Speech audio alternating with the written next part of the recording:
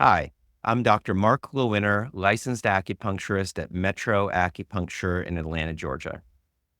And I'm Dr. Andrea Lewinter. I am also a licensed acupuncturist in Atlanta, Georgia, working at Metro Acupuncture. All right, Mom, are you excited about today's topic?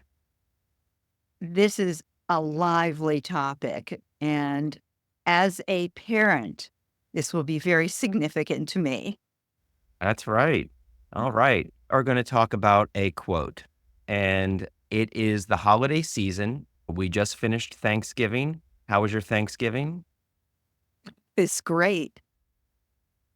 It was great. We spent Thanksgiving together, and I think we had an enjoyable time. And this wasn't our first rodeo. We've had many Thanksgivings together. And I Yeah. think that our priority has been to make it something that is enjoyable and not a lot of stress Yeah. and fun and It's fun. fun. Yeah. And we've got December holidays coming up. So lots of excitement there. And with all of that, uh, families get together around these important times. And that's a great thing. And that's a very good thing. Yes. Heartwarming thing to have happen during the cold months. There can be joy, laughter, but it also can remind us of our past. And it can be challenging and stressful. And what we wanted to do today is we wanted to talk about different ways that you could manage stress when it comes up in an acute way during the holidays. So when families get together, there can be joy, love, laughter, so many great things. But there also can be stress, perhaps unresolved issues come up, anger, fear, frustration, worry. Um, there can be grief. Perhaps there were members of the family that aren't present for the gathering that year, can be filled with emotions. And it made me think of this quote. This quote is by Richard Albert. Richard Albert was born in Boston, Massachusetts. You're familiar with Boston, aren't you, Mom? Think we are. Yeah, we lived there. So he was born in Boston in 1931, and then he got his bachelor's degree at Tufts University. And he got his master's degree from Wesleyan, and then he got a PhD in psychology from Stanford University. And Richard Albert worked as a psychology professor at Harvard University, focusing on human behavior and motivation. So this is someone who's highly educated. And then Richard Albert ended up sharing the office next door, or was in close proximity with Timothy Leary, who was also a Harvard employee. And they ended up both of them ended up being expelled from Harvard University. This was involving some controversial research that they were doing in 1963. And Richard Albert continued to be focused on, I believe, human behavior and motivation, and became very interested in meditation, yoga, and the ego. And he went to India and he met his guru, Maharaji, and wrote a famous book called Be Here Now, and taught people a lot about themselves and meditation and much more. So why am I saying all this? Is to give a little bit of context that this is coming from someone who has focused on his own development. He is focused on meditation. He's focused on being present, focusing on love and compassion, gratitude, wonderful things. He's dedicated his life to this. Okay. Mhm. Here's the quote. And he's focused on enlightenment. He went to India, met a guru. Few of us may think that if we could even get close to the deep meditation and that Richard Albert, later known as Ram Dass, experienced, it would be a significant achievement potentially for some. And he's written books about it. With all of this stuff, he is famous for this quote. And the quote is, if you think you're enlightened, spend a week with your parents.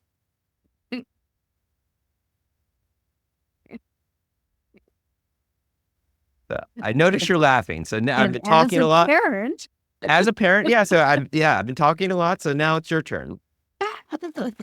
so as a parent, when your children as adults re-enter your life, certainly you go into those childhood memories and behavior. Oh, honey, pick up the fork with your right hand. No, put your water glass down.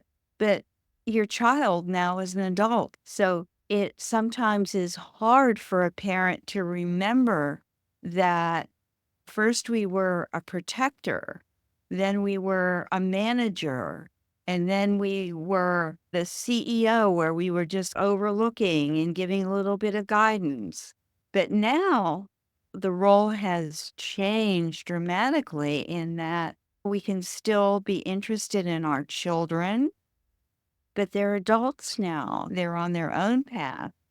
So I think that when we encounter that, particularly if it's over a long period of time, both adult child, and parent can go into alternate behaviors from the past. And certainly that can tick off emotions in both the child and the parent. So really think it's a lovely quote. It was, yeah, you think you got it all wrapped up? Okay, let's step back in time and see how much you really have evolved. So, I can be spiritually balanced and emotionally balanced in isolation. but how are you doing? How are you When doing in the outside world? But this quote is really alluding to when we get confronted with those deep, almost primal, familial relationships. yeah, that we can get triggered and go back into very childlike behavior. And I think that's part of the deal. So it's not a failure that happens. It's just another opportunity to work one's practice, whether that be their mindfulness practice, their spiritual practice, their compassion practice. But we learn through stressful situations. Now, we want to keep ourselves within what I believe Dan Siegel says a window of tolerance. Yes. Okay. We can be tested and it's okay. But with these triggers, sometimes it can get beyond our window of tolerance or our range of resiliency. So I'm in this range of resiliency Mhm. and I'm a little bit stressed, a little bit anxious, maybe a little bit fearful, but I'm still hanging in there. Okay. But all of a sudden, they mention that fork comment and Your shoes away, honey. and that was 20 years ago, and I haven't done it since. And now I know where to put my shoes, and I don't even know why we're bringing this up. And all of a sudden, we're out of that window of Yes. tolerance. We're Yes. beyond that range of resiliency. So we're going to talk about. I think it's just an easy one. Is frustration, anger that can come up because it can be frustration that someone maybe it feels like they're not being seen, or they're bringing up things from the past, or they're observing behavior with loved ones that's annoying them. So, what, and we always come from the perspective of East Asian medicine. What could we say to our patients that they could do in real time to get them back into that range of resiliency, that window of tolerance? What are some things that you like to suggest? My first suggestion always is allow yourself to take a breath. Give yourself just a couple moments. Sit down, feel your feet on the floor, get yourself grounded, and start breathing. Take that breath in and let it out. Feel it. If I'm thinking about my breath, if I'm thinking about coming in, if I'm feeling my feet on the floor, my mind isn't going anywhere else. It's in my body. And that's the shift that we want to take is Let's get the mind out of that situation, bring it back into the body and feel that and take that nourishing breath in. Excellent. So we talk about breath and we talk about, I mentioned breath and then also being mindful. I believe that one way that we really forgive ourselves and others is by being in the present moment. Mhm. Mhm. It's that idea of what happened in the past that can hurt now. So being in the moment, there can be so much forgiveness. I like that you mentioned breath. I also think that in real time, naming things. I notice the lamp. I notice the chair. I notice that I'm sitting on a chair. How bringing ourselves back into the moment can bring us back to the window of tolerance. Yes. And I think whatever method you find, whatever it is, it's taking your mind and bringing it into your body means you're here right now. You're not in your mind. You're not going out into the future. You're not going out into the past. You're here right now in this body. And I'm feeling it. I'm feeling that sensation again and again. This is about catching yourself, catching yourself to keep you present, That's right. If we bring think you back about, to the now, pardon? to bring you back to the now. To bring you back to the now. And another image can be a gauge where we have a certain Mhm. area where it's green, and then we have yellow, and then we have red. Mhm. And with let's say y- we're with family during the holidays, and it would go from green to yellow. To be able to notice that we're in yellow and then change something. So often we develop the habit of going from green to yellow to red. And now when we're in red, it's still, it will, more than likely you will come back, but it's harder. It takes longer. It's easier to dig the well before you're thirsty. Okay. It's easier to regulate the emotions, to balance the chi, to get back into that window of tolerance when we're in a yellow versus a red. And I like that, Mark, a lot because different people have different styles of learning. And that's a very visual one to be able to say, oh, yeah, I can see green now. Somebody put the spoon in the wrong spot here in the kitchen and I'm approaching yellow. And when we can see that, whether it's color or fragrance or whatever it happens to be, where we can catch ourselves before we go into the red, because when we're in red, it's hard to come back out. Things are said, emotions are raised, feelings can get hurt, and it's harder to get back into that yellow range. And then, of course, green. So that's a great visualization. Many people listening to this will appreciate the color. It's just getting us back into this moment right now. So we mentioned breath, mentioned touch, simply changing one's environment. So going for a walk, Mm-hmm. stepping outside. As you step outside, you're going to hear different things, Mm-hmm. may feel a different temperature, you may smell different things. Mm-hmm. Go for a walk, begin to increase the heart rate, respiration. So that's moving chi, moving the blood. So what we're wanting to do, like you said, is bring someone back into their body.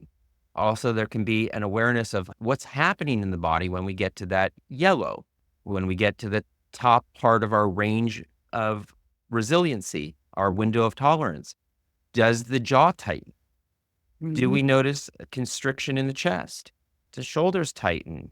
Does one maybe feel sick to their stomach? Could you begin to just, you go numb where you're used to like, okay, there, that thing is happening again, and I'm just going to check out. And so we go numb. These are all reasonable things for the body to do because what it's trying to do is protect itself from something that it sees as danger. And I'm being playful. I don't have an Uncle Robert, but it's like if you see Uncle Robert doing that thing again, you're just gonna be like, oh my God, this is bothering me. And there may be a way that we have a pattern of seeing this. And if we can bring ourselves into the moment, perhaps we can have a little bit of a larger tolerance for crazy Uncle Robert, which I don't have. We're acupuncturists. We like to move chi. We like to help people feel good, deal with stress. There's some acupuncture points that can be helpful. We're talking about acupuncture points that can be helpful for fear, acupuncture points that can be helpful for worry, grief. But we're just going to go with frustration. Okay. Mhm. Maybe a few days before one spends a week with their parents, they might be prepared for the event. So perhaps they change some behaviors, make sure that they get a little bit more sleep. We know Mm. we all get irritated when we don't have enough sleep. That may not Right. be possible. When in East Asian medicine, when we think about frustration, anger, we would say that this is a wood thing. It has to do with us maybe not being flexible, or they might say that it has to do with the liver, perhaps doing things that don't tax the liver, like drinking alcohol or eating fatty foods. So making sure that we aren't already taxing the liver. There is a point between the first and second toe. Okay. So imagine that this is my foot and it's between the first and second toe. And this area, this kind of fleshy area, could rub that or have someone rub that at night. Just rub it. And then you know that I'm preparing to spend a week with my parents. And although I'm well respected professionally and I'm in a healthy, loving, romantic relationship and my children love me, I'm now going to go back to my I'm parents' highly house. evolved. Okay. Yeah, highly involved in the community. I'm going to go back to my parents' house and things are going to happen. And I'm as enlightened as I might be. I need to prepare myself. We can know that we can get triggered with these things and focus on wellness. It's easier to dig the well before we're thirsty. Yes. Yes. So easier to treat the frustration and the anger before the trigger. Sometimes sound. There can be different sounds that one can do. Mhm. We know when we get angry, we might shout. So we can do a focused shout, something like, ah, where we're just using the voice and the breath just to, there's not going to be one thing that's right for every person, but can experiment and begin to address and prepare for the reality of being with family, the positives and the challenging parts. Yeah, I love that point on the foot. It's a wonderful point. Another one that I often recommend is the one right here where the clavicle is, this bony part. And you just get to that center piece. And exactly, as you come off the clavicle, you just let your fingers roll down and you can feel like a little notch in here. And sometimes it's even a little bit sore, but very gently. You don't have to push on it hard. Very gently stimulating that point. It's a great point. It's a point on the kidney meridian, kidney 27, very spiritual point. And again, gives you that opportunity to just settle the nervous system. So that's another one that is very nice as stimulating that energetic, that in Asian medicine, they call it qi. It's like stimulating that positive qi in preparation for the next thing. The next thing may be very gracious and wonderful, but again, it's good to take care of ourselves. Alcohol can be very engaging and it also can be very depressive. So we need to know that, okay, this is what this does, this is what that does. I'm going to take care of myself. I'm going to maybe drink more water, watch my bedtime, get better sleep. Those are all the things that we can do for ourselves because as we take care of ourselves, we can then manage our situation so much better and take care of other people. And that's right. Take care of other people because we're getting together. Yes. I think if we slow down, I believe that people are getting together because they want something that is very good. They want to give something that's very good to their loved ones. They maybe want to experience something that's very good that may be obvious to them. It may be unconscious, but I think that deep down, we're all wanting the same thing, Yeah. and that is to feel loved and to be loved. So the holidays, I think, has the potential to be very emotionally fulfilling and a loving time, I but you're think gonna have to work at it. we're going to have to work at it. And I think that these days that we call holidays or special events, I'm very fond of Thanksgiving because it's like a reminder wow, I have these gifts in my life. And we get so busy and so preoccupied, and the phone is going off, and we've got to send this text, and we've got to do that. And we forget. And it's these holidays that are on the calendar that give us the opportunity to say, oh, you know what? I need to connect with my brother. I need to connect with my Uncle Robert, and giving us that opportunity and time to say, yeah, let's connect because there's something so nourishing about connection. Maybe it's not a relative, it could be just a really good friend. Let's get together. We've got the time off, it's on the calendar already. We don't have to think about putting it. Just let's get together and enjoy this moment in time because it's not, this lifetime is not forever. And you're talking about rituals that they have something on the calendar.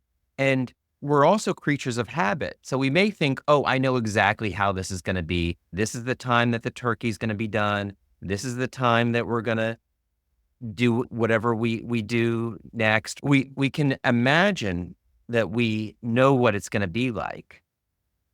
But when we are able to be more present, perhaps something greater than what we thought would happen could happen, and that's hard. So, Manifest. Yes. yeah, Yes. this goes back to my good friend and an acupuncturist, John Cohen, and he said, what does he say? That preparation is the ancestor of spontaneity. Yes. So if we know that if you think you're enlightened, spend a week with your parents. If we know that we're going to be triggered or challenged, begin to prepare. Begin to prepare.